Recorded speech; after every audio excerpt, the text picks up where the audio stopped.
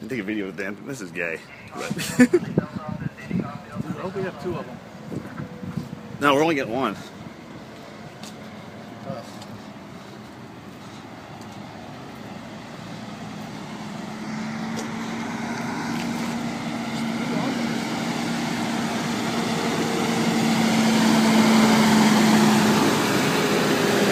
What a glorious moment right now. There she is.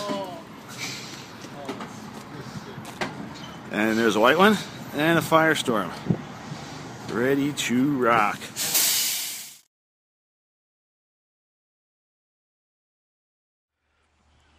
This is my 2013 Scion FR-S in hot lava.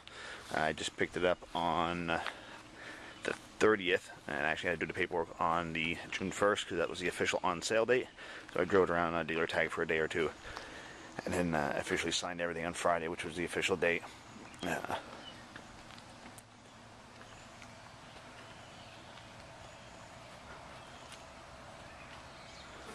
Running out of room in my driveway here.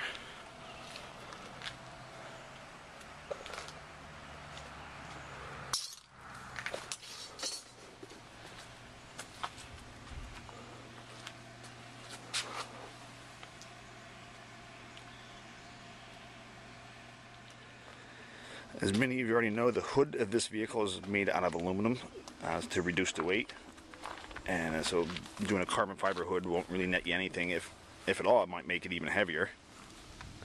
Here is the engine in the vehicle. It's a 2.0 liter boxer 4-cylinder. Makes 200 horsepower and 151 foot-pounds of torque. Most of the torque is available throughout the RPM band from about 2,500 up to about 6,600. There is a little bit of a dip between 3,200 and 4,500 or so, which hopefully some aftermarket mods and a tune could alleviate and get that out of there. And there are some neat features in the hood that Perrin Exhaust pointed out. Like if you were to be working on the engine bay, you could also move the hood prop rod from where it is here over to this location and get the hood to sit up more vertical. So it makes it easier to get the engine in and out if you had to. They also pointed out, and if you're going to add different gauges in the future, back behind your brake master cylinder, it's kind of hard to see, but underneath here, that little black tube there will allow you to pass wires and stuff like that through to the passenger compartment, so you could put your gauges. And where if you want to do like boost gauge, air fuel ratios, oil pressure, temperatures, anything like that, it'll allow you to do so. There's a shot from the back. The two clear lights on the bottom of the rear diffuser are your reverse lights, and the red triangle is actually just like a reflector in the US. In Europe and Japan, though, it is a rear fog light, which is required by the laws in those countries. As you can see, there's the trunk is open. Decent amount of space in there, enough to get tires and jacks and whatnot in there, but I did my golf bag test and my clubs don't fit in there, but like I said before, I haven't golfed in a while, but I just did it out of curiosity.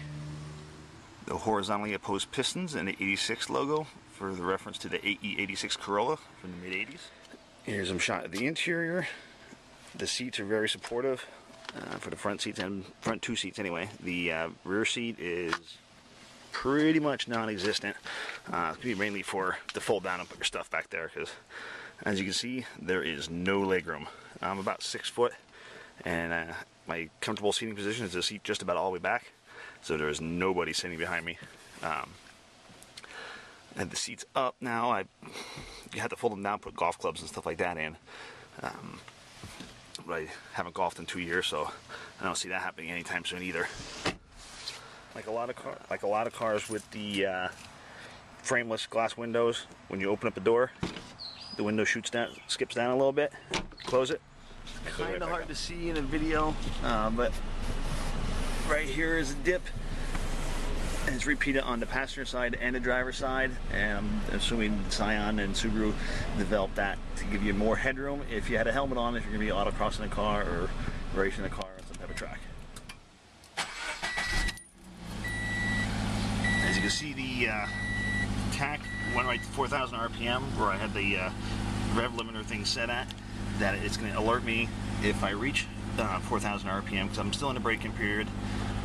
You can see I'm averaging 25.4 miles per gallon I only have 241 miles on it, so I got about 759 miles to go to get the first 1,000 miles over, and then I can really start playing around with the engine and getting on it.